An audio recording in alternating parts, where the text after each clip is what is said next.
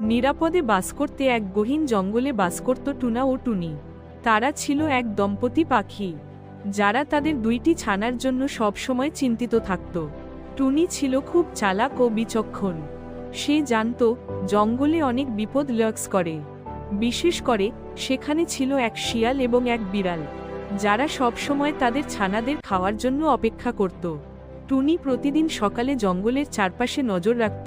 সে তার ছানাদের বলতো, তোমরা যতক্ষণ না উঠতে পারছো, আমি তোমাদের মহারাজ বলে সম্বোধন করব, কারণ তোমাদের নিরাপত্তা আমার জন্য সবচেয়ে গুরুত্বপূর্ণ। টুনা ও টুনি তাদের ছানাদের ভালোবাসায় প্রতিদিন নতুন কিছু শেখাত।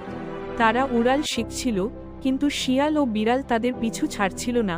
একদিন টুনি ভাবল, আমার ছানাদের উড়াল শিখতে হবে, না হলে বিপদে পড়বে।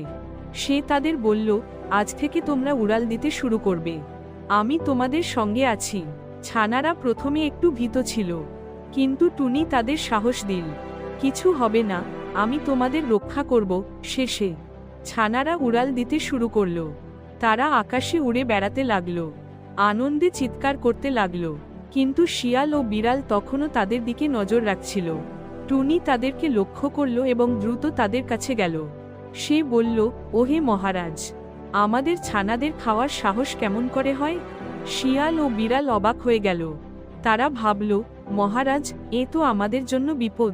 টুনি তাদেরকে ভয় দেখিয়ে বলল, তোমরা যদি আমার ছানাদের কিছু করতে চাও, তবে প্রথমে আমাকে পার করতে হবে।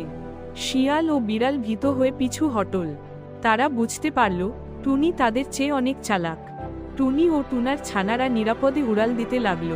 তারা জঙ্গলের মাঝে আনন্দে ও শান্তিতে বাস করতে লাগল, এবং টুনি প্রতিদিন তাদেরকে নতুন নতুন জিনিস শেখাত।